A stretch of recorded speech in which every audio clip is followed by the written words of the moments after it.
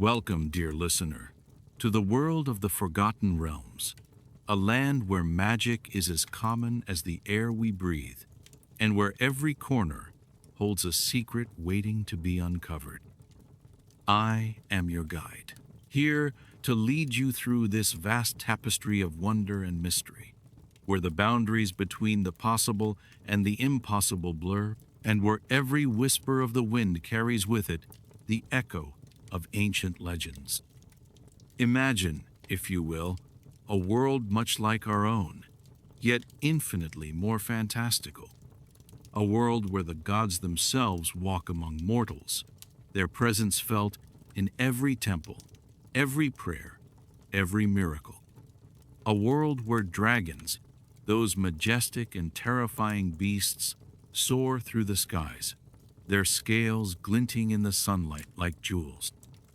A world where magic is not just a tale told to children, but a force as real and tangible as the ground beneath your feet, woven into the very fabric of existence by the goddess Mistra. This is the world of Toro, a planet teeming with life and diversity. From the icy tundras of the north, where hardy folk eke out a living amidst the snow and ice, to the sun-baked deserts of the south, where ancient civilizations rise and fall like the tides. Toril is a place of endless variety.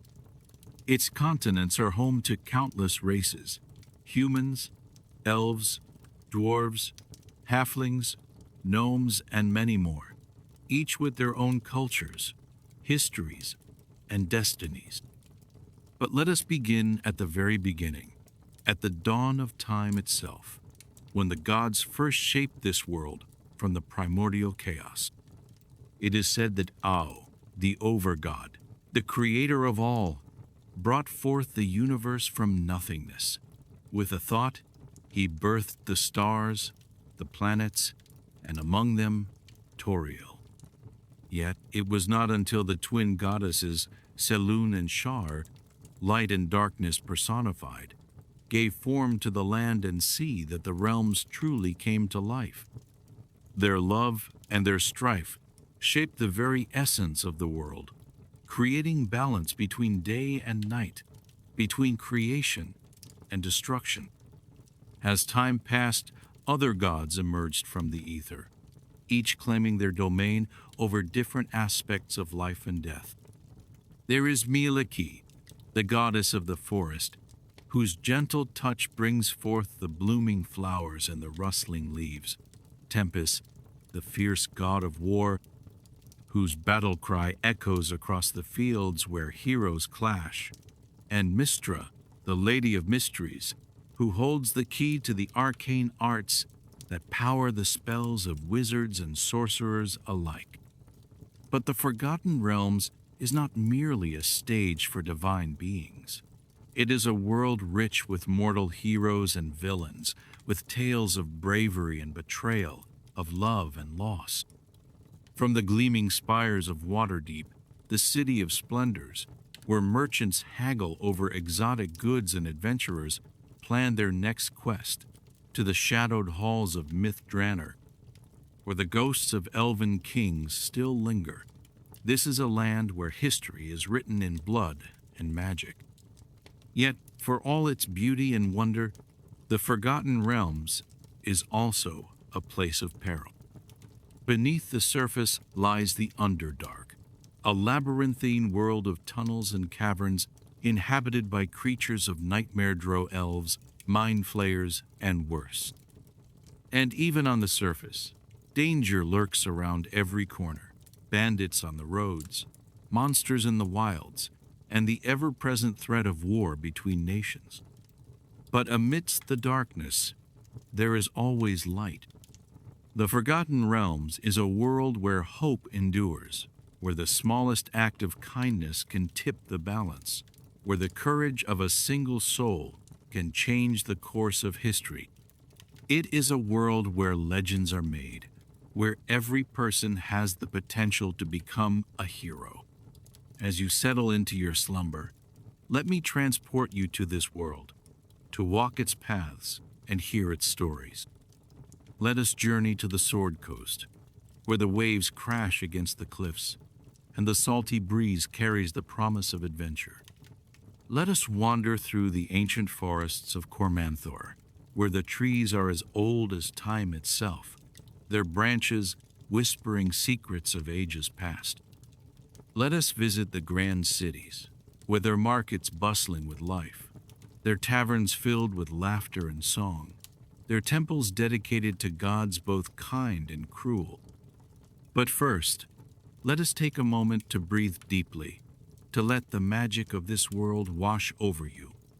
Close your eyes and imagine yourself standing on a hill overlooking the vast expanse of Fyun, the wind in your hair, the scent of pine and earth filling your nostrils. Feel the warmth of the sun on your skin, hear the distant call of a bird, and know that in this moment you are part of something greater, something eternal. Welcome to the Forgotten Realms, where dreams come to life, and where every night is filled with wonder. Dawn of the Realms.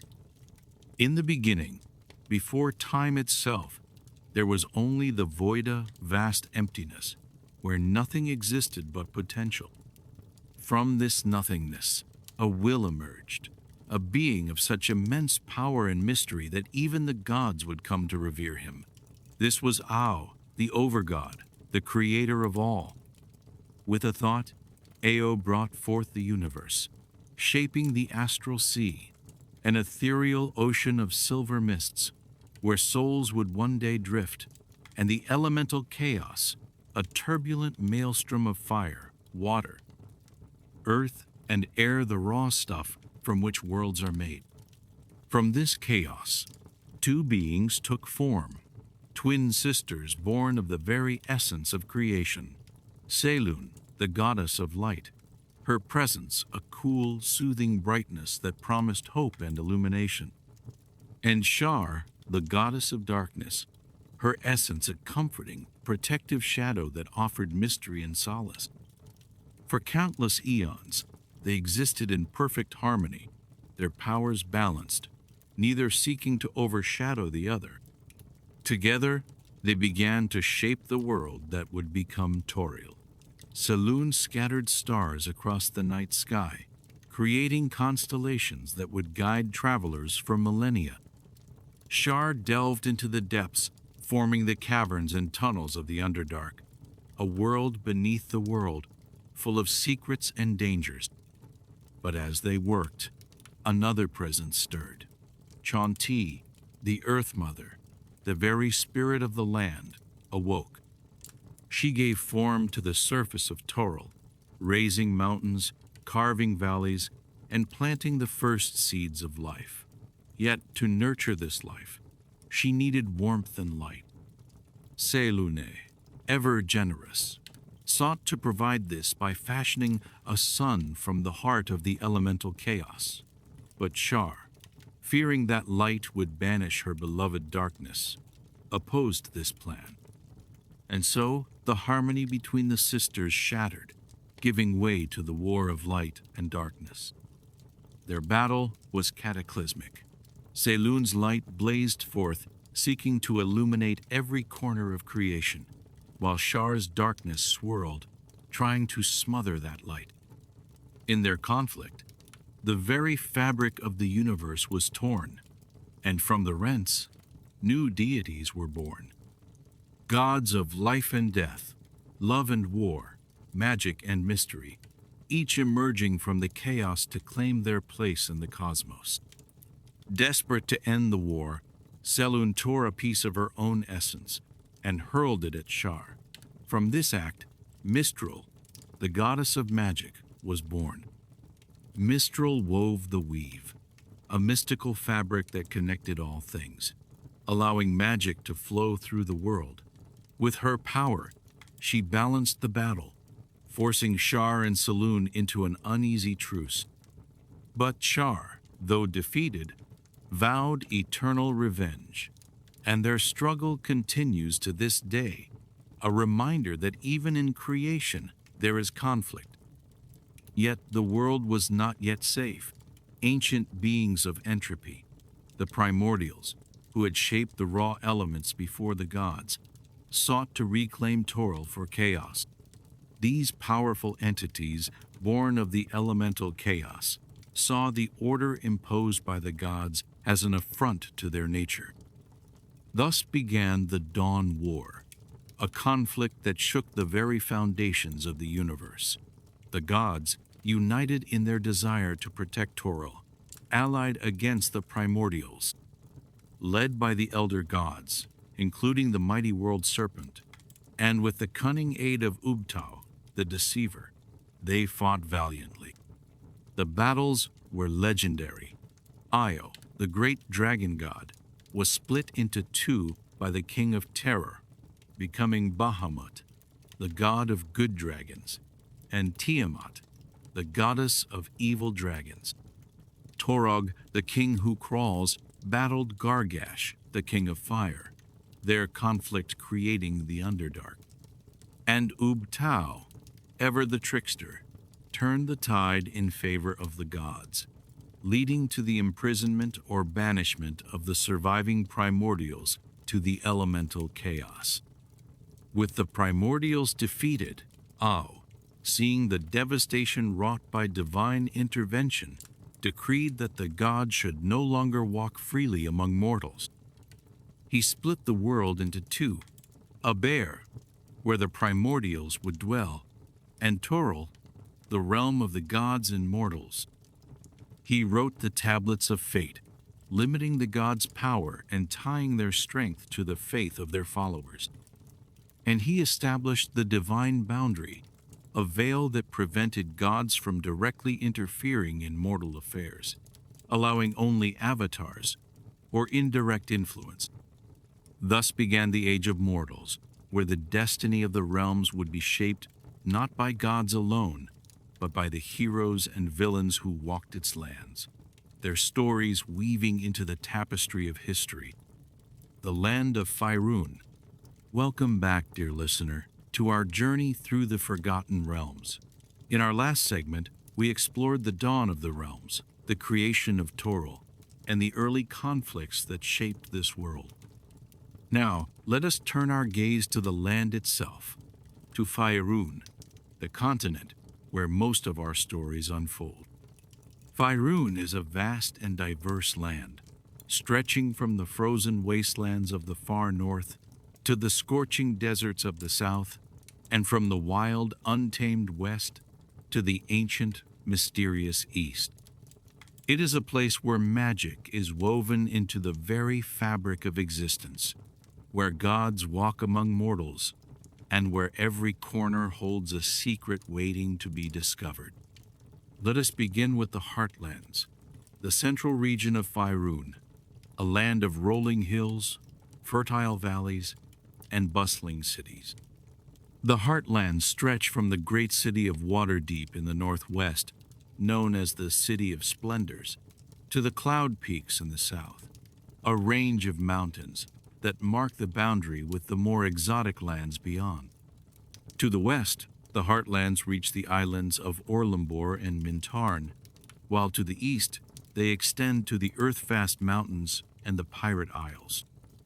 Within the Heartlands lie several notable regions. Cormyr, the Forest Kingdom, ruled by the just and wise Obarsker family, where the purple dragons maintain order and the forests are home to both beauty and danger. Sembia, a land of merchants and traders, where wealth and power are often one and the same. The Dalelands, a collection of independent dales nestled among the Dragonreach, offering a simpler, more rustic way of life, where folk live close to the land, and the old ways still hold sway. The Moonsea region, a land of intrigue and conflict, with cities like Gentil Keep and Hillsfar vying for dominance, and the waters of the Moonsea hiding secrets both ancient and deadly. The Western Heartlands, stretching from the Sword Coast to the Dragon Coast, a patchwork of small kingdoms, duchies, and free cities, each with its own history and character. And to the north, the High Moor, a vast, mist-shrouded fen, a place of mystery and danger where few venture and fewer return. But the heartlands are just one part of Faerun. To the north lies the region simply known as the North, a wild and untamed land where the Sword Coast meets the savage frontier. Here, cities like Neverwinter and Luskan cling to the coast, while inland, the forests and mountains are home to barbarians, giants, and worse. The North is a place of harsh beauty, where the winters are long and cruel, and where only the strong survive. Further north still, beyond the spine of the world mountains, lies Icewind Dale, a frozen wasteland where the 10 towns huddle around the shores of the 3 Great Lakes, eking out a living in the shadow of the Red Glacier. This is a land of ice and snow, where the aurora borealis dances in the night sky, and where the threat of white dragons and frost giants is ever present. To the south of the Heartlands lies the South, a region of contrast, from the arid deserts of Kalimshan to the lush jungles of Chult. Kalimshan, known as the Land of Intrigue, is home to the great city of Kalimport, a sprawling metropolis where genies and jinn are as common as merchants and thieves. Tether, to the west, is a land of knights and chivalry, though it has seen its share of turmoil in recent years. With its capital of Athkatla, is a center of trade and learning, where the cowled wizards maintain order with an iron fist. East of the Heartlands lies the East, a land of ancient empires and dark magic. They, the Red Wizard Nation, is ruled by the Zulkirs, powerful mages who wield both arcane and necromantic powers. Mulhorand and Unther, lands of pharaohs and gods, are places where the divine and the mortal intertwine, and where the legacy of the Netherese still lingers. To the west, beyond the Sword Coast, lie the Moonshae Isles, a chain of islands shrouded in mist and legend, where druids and Celtic-inspired cultures thrive, and where the threat of the folk and the Northmen is ever present. Further west, still are the Nalanther Isles, a lawless archipelago where pirates and smugglers make their home, and where the waters are as treacherous as the inhabitants. And beneath it all, spanning the entire continent, is the Underdark, a vast network of caverns and tunnels where the drow elves, mind flayers, and other creatures of nightmare dwell. The Underdark is a place of eternal darkness, where light is a rare and precious thing, and where danger lurks around every corner. As you drift into slumber, imagine yourself standing on a high vantage point, looking out over this vast and wondrous land. See the snow-capped peaks of the spine of the world, the golden sands of Kalimshan, the dense jungles of Chult, and the dark, foreboding entrances to the Underdark. Feel the wind on your face, hear the distant call of a griffin, and know that in Faerun, adventure awaits around every turn. Peoples of the Realms. As we continue our journey through the Forgotten Realms, let us now turn our attention to the diverse peoples who call this land home. From the bustling cities of the Heartlands to the ancient forests of Cormanthor, from the icy tundras of the north to the scorching deserts of the south, Faerun is a tapestry of races, each with their own unique cultures, histories, and ways of life. Let us begin with the humans, the most numerous and varied of all the races. Humans are found in every corner of Faerun, from the golden-skinned Kalashites of the south to the fair-haired Illiskans of the north. They are a race of boundless ambition and adaptability, quick to build civilizations and explore new frontiers. In the cities, humans are merchants, artisans, warriors, and rulers, while in the wilds, they are nomads, barbarians, and adventurers. Their diversity is their strength, and their ability to innovate and change makes them a force to be reckoned with in the realms. Next, we come to the elves, those graceful and long-lived beings who have walked the realms since the dawn of time. Elves are deeply connected to nature and magic, and their cities, such as Evermeet and Mythdraenor, are marvels of beauty and enchantment. There are several subraces of elves, each with their own characteristics. The Moon Elves, with their silver hair and love of magic. The Sun Elves, with their golden skin and noble bearing. The Wood Elves, who live in harmony with the forests. And the Dark Elves, or Drow, who dwell in the Underdark, shunned by their kin for their dark deeds. Elves are known for their wisdom and their artistry, and their music and poetry are renowned throughout the realms. Then there are the dwarves, sturdy and resilient, masters of stone and metal. Dwarves live in great mountain holds, such as Citadel Adbar and the Underdark city of Gauntlgrim, where they mine for precious ores and craft wondrous items. They are a proud race, with a deep sense of honor and tradition, and their clans are bound by strong ties of kinship and loyalty. Dwarves are excellent warriors and craftsmen, and their forges produce some of the finest weapons and armor in the realms. Halflings are another race that calls Fyun home. These small, cheerful folk are known for their love of comfort and good food, but also for their adventurous spirit. Halflings can be found in many places, from the shire-like lands of Luirin to the cities of the Heartlands, where they work as cooks, thieves, and merchants. Despite their size, halflings are brave and resourceful, and many have taken up the life of adventurers, seeking fame and fortune in the wide world. Gnomes, too, are a part of the realm's populace. These small, curious beings are known for their inventiveness and love of magic. Gnomes are often found in the forests and hills, where they build their burrows and tinker with their gadgets. They are a friendly race, always eager to share their knowledge and stories, and their illusions and tricks are the stuff of legend. Half-elves and half-orcs are also among the peoples of Fyun. Half-elves, born of unions between humans and elves, often find themselves caught between two worlds, but their dual heritage gives them unique perspectives and abilities. Half-orcs, similarly, are the offspring of humans and orcs, and they often struggle with their dual nature, but many rise above their origins to become heroes in their own right. Tieflings are another race that stands out in the realms. With their infernal heritage, tieflings often bear physical marks of their fiendish ancestry, such as horns or tails, and they are frequently mistrusted by others.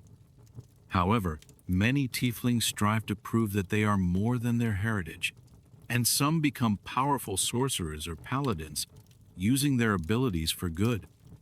Dragonborn are a proud race, descended from dragons, and they carry the blood of these mighty creatures in their veins. They are honorable and straightforward, with a strong sense of justice, and they are often found serving as warriors or paladins. Their communities are rare, but those that exist are tightly knit and fiercely protective of their own. Genasi, beings with elemental blood, are also found in Fyun. Whether they are air genasi with the power of the winds, or water genasi with the fluidity of the seas, genasi embody the forces of nature in human form. They are often seekers of knowledge and adventure, drawn to explore the mysteries of the world. Lastly, Aasimar are those touched by celestial blood, often seen as blessed or chosen by the gods. With their radiant appearance and innate goodness, Aasimar are natural leaders and protectors, and many take up the mantle of paladins or clerics to fight against evil. These are but a few of the many races that inhabit the Forgotten Realms, each adding their own flavor to the rich tapestry of life in Faerun. Magic and the Weave. In the world of the Forgotten Realms, magic is the lifeblood of the land, a force that permeates every corner of existence. This magic is channeled through a mystical fabric known as the Weave, a tapestry of arcane energy that connects all things. The Weave is not merely a concept. It is the very body of Mystra, the goddess of magic, who weaves the threads of this cosmic loom with care and precision.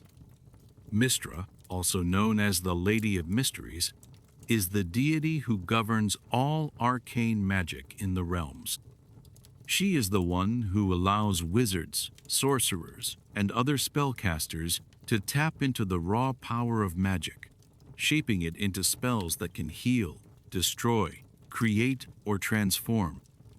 Without Mystra, magic as we know it would cease to exist, for it is through her that the Weave is maintained and protected. But the history of Mystra and the Weave is not without turmoil. Over the centuries, Mystra has been slain and reborn multiple times, each incarnation bringing changes to how magic functions in the realms. From the original Mistral, who first created the Weave, to the current Mystra, once a mortal woman named Midnight, the goddess of magic has endured trials that have reshaped the very fabric of reality. Despite these upheavals, the Weave remains, a constant presence that spellcasters rely upon. However, it is not invulnerable. There are places where the Weave is torn or frayed, creating zones of wild magic, where spells can have unpredictable effects, or dead magic, where magic fails entirely. These areas are scars from past cataclysms, reminders of the delicate balance that Mystra maintains. In addition to arcane magic, there is divine magic, granted by the gods to their followers. Clerics, druids, paladins, and rangers draw their power directly from their deities, bypassing the Weave. This divine magic is a testament to the faith and devotion of its users, a different path to wielding the miraculous.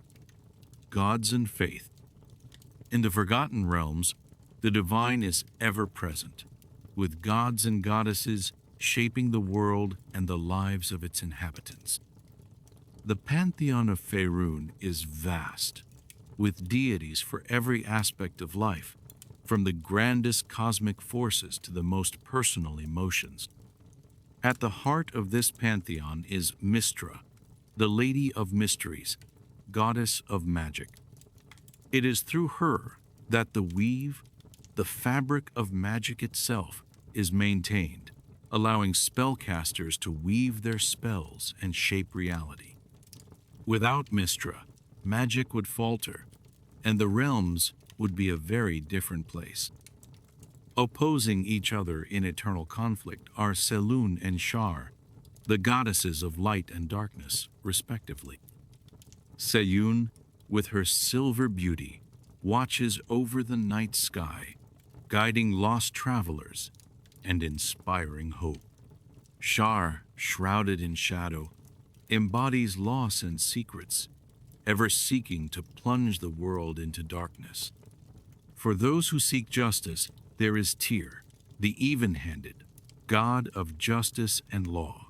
His followers strive to uphold the law and protect the innocent, often at great personal cost. Tyr's symbol, a balance scale, reminds all that justice must be fair and impartial. Warriors and soldiers look to Tempest, the foehammer, god of war. Tempest is a chaotic deity, reveling in battle and the clash of arms, but he also values courage and honor on the field of combat. For those who till the soil and nurture the land, Shantia, the Great Mother, is the goddess of agriculture and the earth. Her blessings ensure bountiful harvests, and her followers are the farmers, druids, and those who live in harmony with nature. When death comes, as it must to all, The souls of the departed are guided by Kalemver, the Lord of the Dead. Kalemver oversees the transition from life to death, ensuring that each soul finds its rightful place in the afterlife. But not all gods are benevolent. Talos, the Storm Lord, is the god of storms and destruction, his wrath bringing tempests and havoc to the land. His followers are often those who seek power through chaos and destruction. For those who seek knowledge and wisdom, there is Ogma, the Binder, god of knowledge and invention. His libraries and scriptoriums are filled with the accumulated wisdom of the ages, and his followers are scholars, bards, and inventors. Lastly, Helm, the Vigilant, is the god of guardians and protection. He stands watch over portals and wards, protecting the realms from extraplanar threats and ensuring that the divine order is maintained. These are but a few of the many deities that inhabit the Forgotten Realms, each with their own domains, followers, and stories. Faith in these gods is a cornerstone of life in Fyun, with temples dotting the landscape and clerics and paladins serving as their earthly representatives. Famous cities of the Forgotten Realms. The Forgotten Realms, a vast and vibrant world in the Dungeons & Dragons universe, is home to numerous cities that serve as hubs of adventure, commerce, and intrigue. These urban centers are not mere backdrops but living entities, shaped by their geography, inhabitants, religious influences, and pivotal historical events.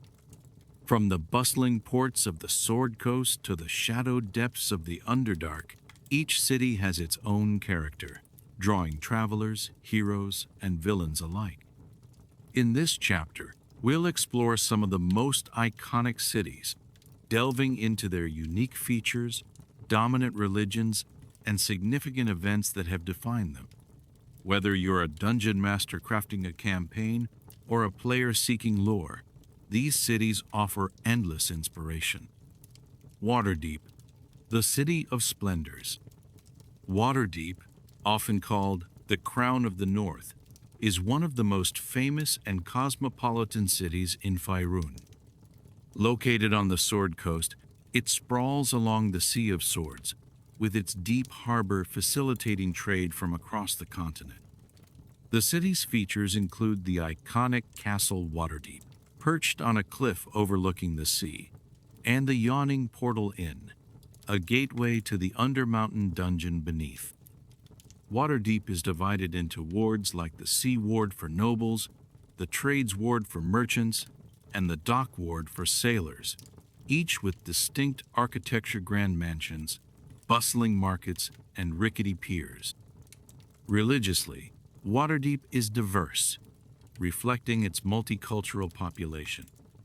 The city honors a pantheon of deities, but key temples include the Spires of the Morning dedicated to Lathander, god of dawn and renewal, the House of Wonder for Mistra, goddess of magic, and the Plinth for various faiths.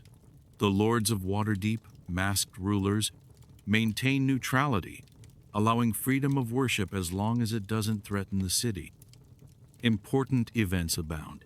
In 1372 DR, the time of trouble saw gods walk the earth, with Mistra's death causing magical chaos in Waterdeep.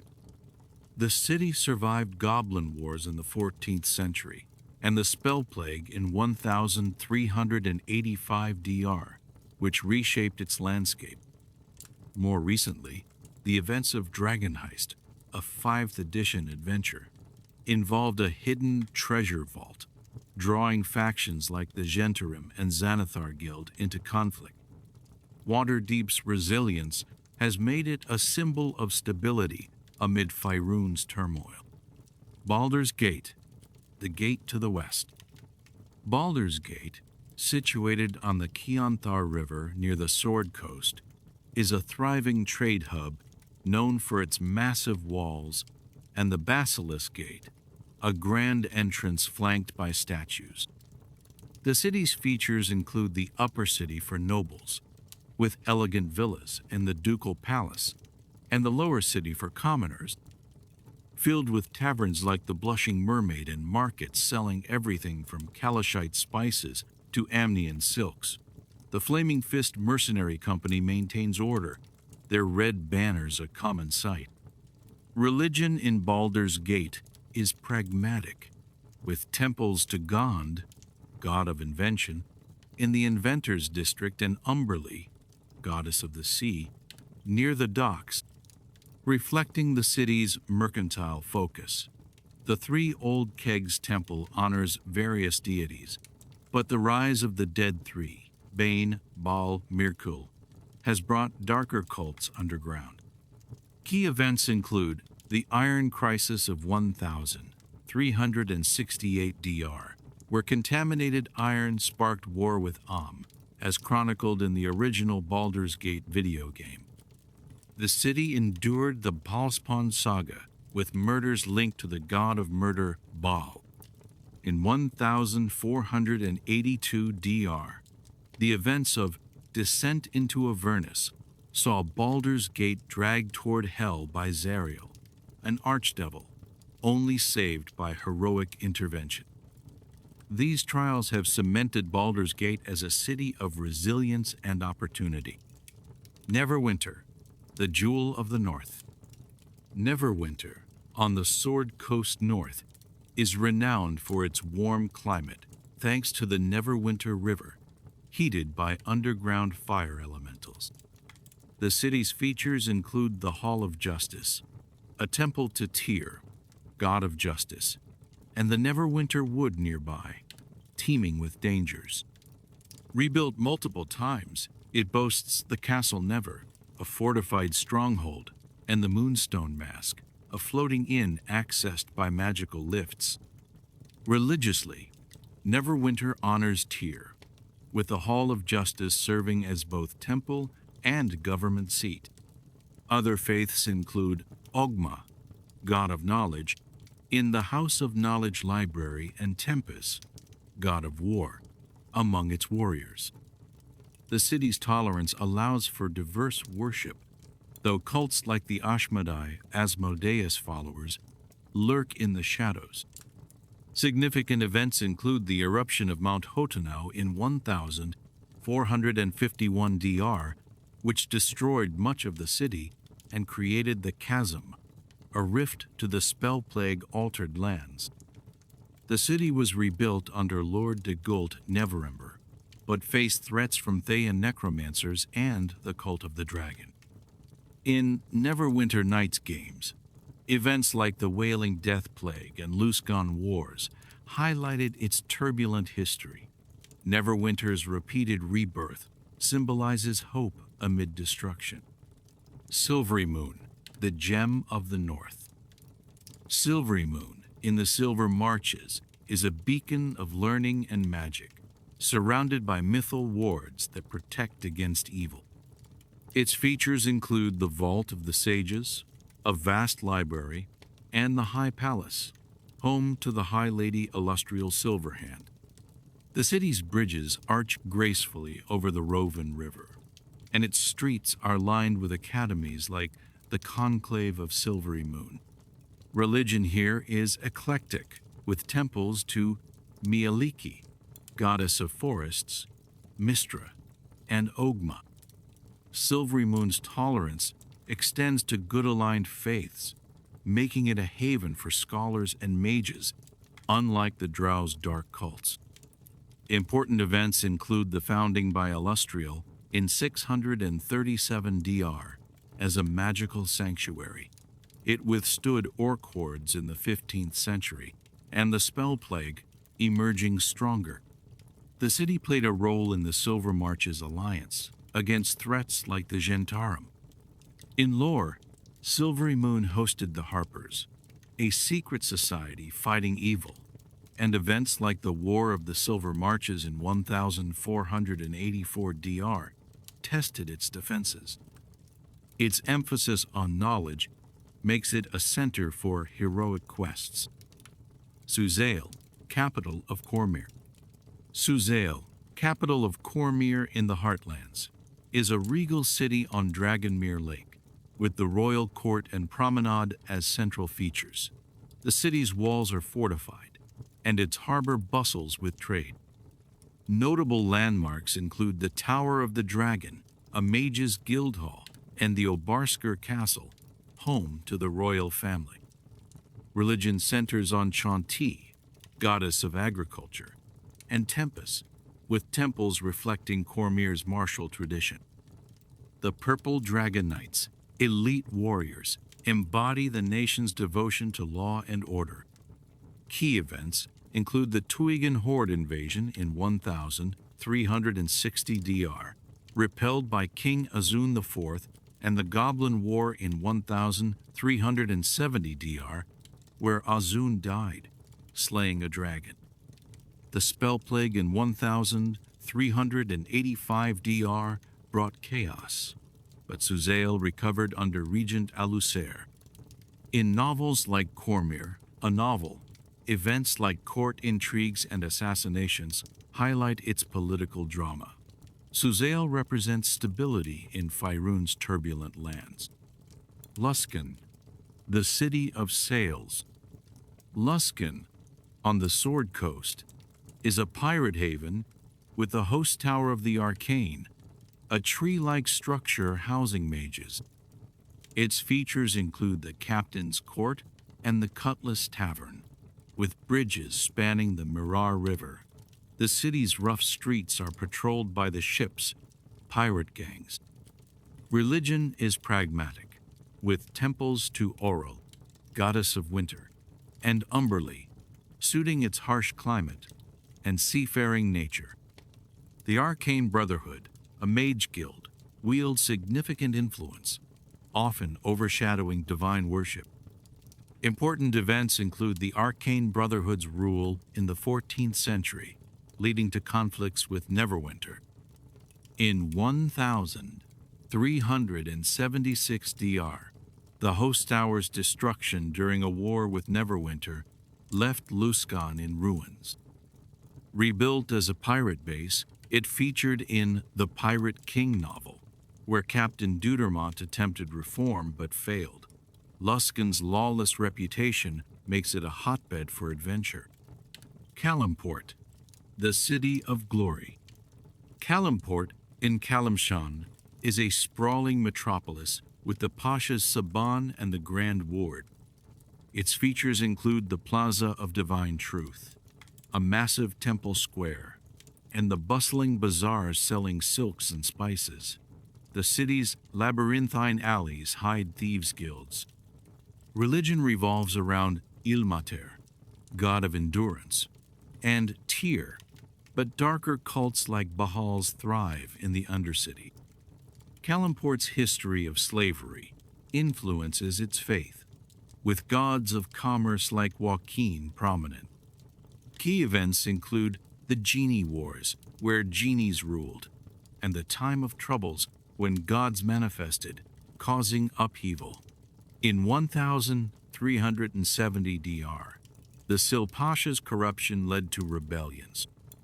Novels like The City of Splendors depict its intrigues, making Kalimport a center for exotic quests. Menzoberranzan, the City of Spiders. Menzoberranzan, in the Underdark, is a drow stronghold carved from a massive cavern, with houses in stalactites. Features include the Bazaar, Narbondel, a magical clock, and the Tyrbresh academies. Religion is dominated by Lolth, with her temple the centerpiece. Priestesses enforce her will through rituals and sacrifices. Important events include the War of the Spider Queen series, where Lolth's silence caused chaos, and Drizzt's escape. Raids on surface worlds and house wars define its history, making it a dark jewel of the Underdark. These cities, each with unique features, religions, and events, form the backbone of the Forgotten Realms, offering endless stories for explorers. Heiress of Upheaval in the Forgotten Realms. The Forgotten Realms, the iconic campaign setting for Dungeons & Dragons, is a world defined by its turbulent history.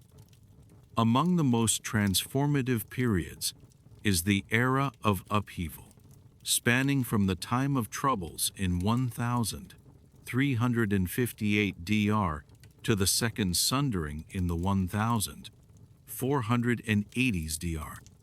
This era encompassed massive disruptions that reshaped the cosmology, geography, and societies of Faerun.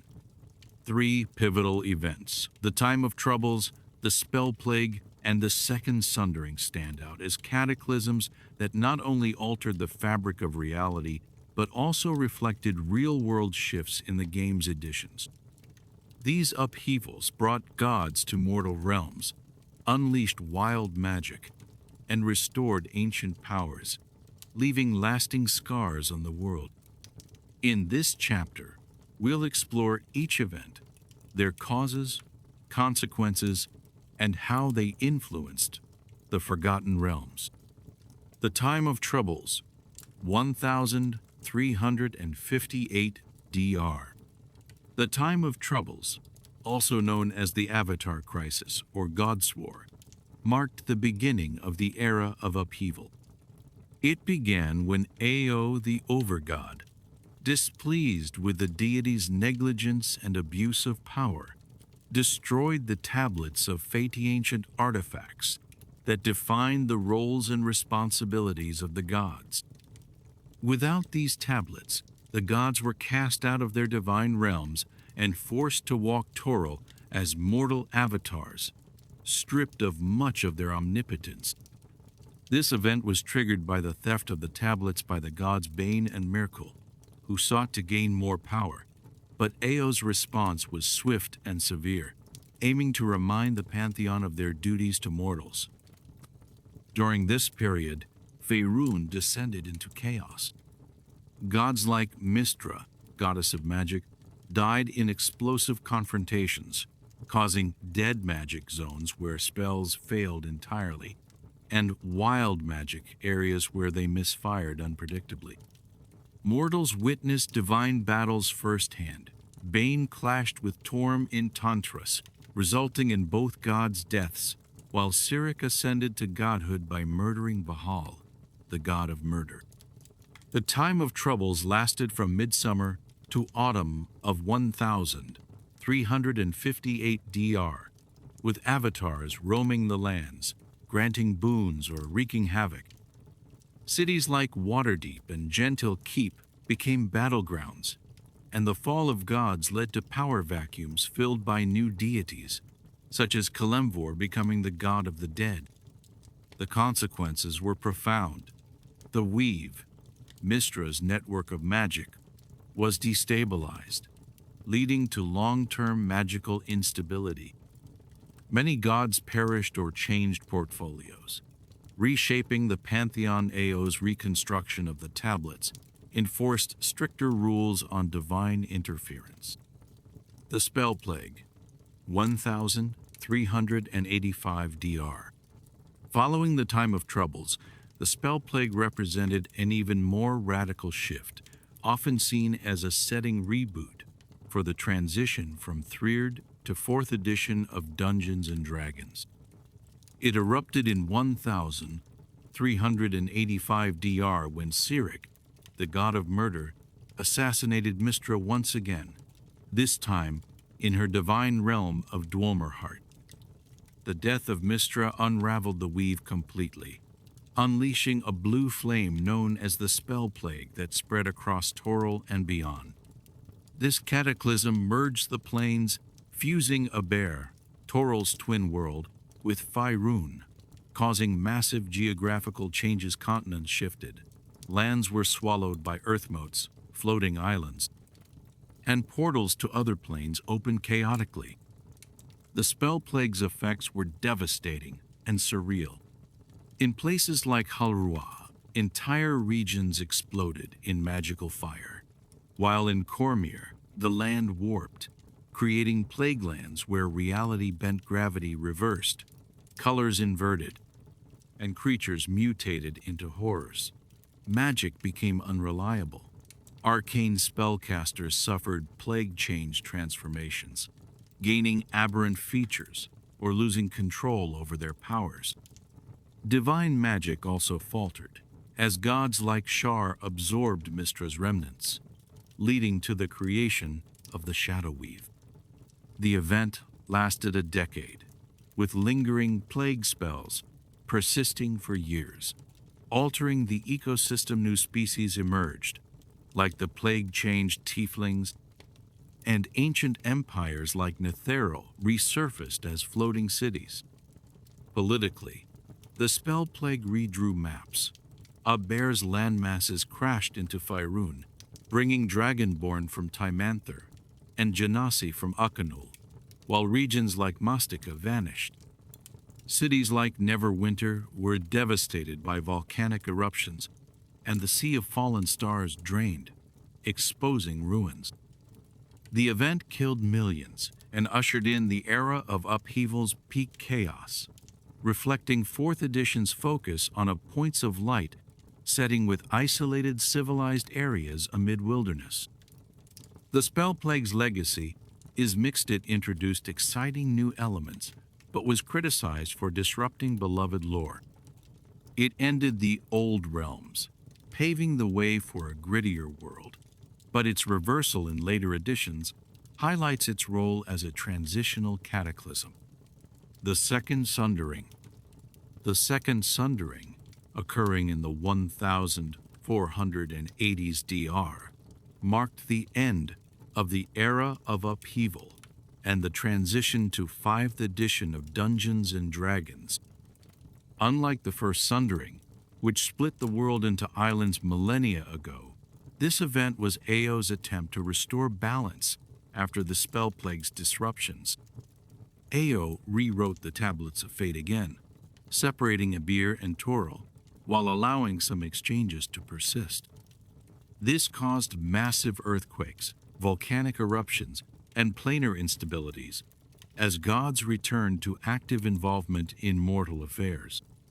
The Sundering began with signs like the Great Rain in 1484 DR, flooding coastal areas, and the re-emergence of lost lands. Unther returned from Aber, displacing Timanther, sparking wars between Mullerandi gods and Dragonborn. In the Underdark, drow cities like Menzoberranzan experienced upheavals as Lolth's demons invaded, testing her followers' loyalty. Gods walked Toril once more as chosen mortals, empowered by divine essence, played key roles in stabilizing the realms. Figures like Elminster, chosen of Mystra, and the Companions of the Hall battled to prevent catastrophe. The event's consequences were restorative. The weave was mended with Mystra's return, normalizing magic and reducing plaguelands. Lost nations like Netheril fell, their flying enclaves crashing, while new powers rose. The Sundering realigned the pantheon, reviving dead gods like Mistral and allowing greater divine interaction without the Time of Trouble's chaos. Geographically, the Sea of Fallen Stars refilled, and continents stabilized, reversing much of the Spell Plague's damage. Narratively, the Second Sundering bridged editions, blending old and new lore through the Sundering novel series. It emphasized themes of renewal, with events like the War of the Silver Marches testing alliances. By 1490 DR, Faerun was reborn, more familiar yet evolved, ready for new adventures. The broader impact of the era of upheaval. The era of upheaval transformed the Forgotten Realms from a stable high fantasy world to one of constant flux, mirroring evolution across editions. The Time of Troubles humanized the gods.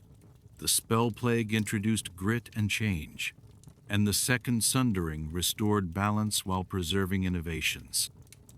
These events affected every corner of Faerun magic users, adapted to new rules. Nations rose and fell, and mortals grappled with divine whims. For players, These eras provide rich backdrops for campaigns. A time of trouble's adventure might involve aiding a fallen god, while a spell-plagued story explores mutated landscapes. The Second Sundering offers quests to stabilize portals or aid chosen heroes. Ultimately, the era of upheaval reminds us that in the Forgotten Realms, change is the only constant, driving stories of heroism, loss, and rebirth. In reflecting on these cataclysms, we see a world resilient yet scarred, where the actions of gods and mortals intertwine to shape destiny. Whether you're delving into ancient tomes or embarking on your own quest, the legacies of these upheavals continue to echo through Faerun's history. As our journey through the Forgotten Realms draws to a close, let us take a moment to reflect on the wonders we have explored together. We began at the dawn of creation, witnessing the birth of Toril under the watchful gaze of Au the Overgod, and the delicate dance of Selûne and Shar, who shaped the light and shadow of this world. We wandered across the vast landscapes of Faerun, from the bustling heartlands to the frozen reaches of Icewind Dale, and from the sunlit shores of the Sword Coast to the shadowed depths of the Underdark. We met the diverse peoples who call this land home: humans, elves, dwarves, and so many others, each weaving their own stories into the tapestry of the realms. We felt the pulse of magic through the weave, guided by the gentle hand of Mistra, and stood in awe of the gods, whose divine presence shapes the lives of mortals through faith and devotion. The Forgotten Realms is a world of endless possibilities, where every path leads to adventure, and every tale holds a spark of magic. Though our time together tonight ends, the stories of this land are far from over. I invite you to return, to explore the ancient ruins of Myth Drannor, to sail the seas with the pirates of the Nelanther Isles, or to seek wisdom in the libraries of Ogma. Let the realms inspire your dreams, where you might walk alongside heroes like Driz Duerden or uncover secrets hidden in the shadows of Thay. As you drift into slumber, imagine yourself resting beneath the stars of Faerun, the gentle glow of Selûne's moon casting a silver light over you. Feel the soft breeze carrying the scent of pine from the forests of Cormanthor. Hear the distant murmur of a river flowing through the Dalelands, and know that you are part of this wondrous world even in your dreams. Thank you for joining me on this journey, dear listener. May your dreams be filled with the magic and mystery of the Forgotten Realms, and may you wake refreshed, ready to explore more of this incredible world. Sleep well and sweet dreams.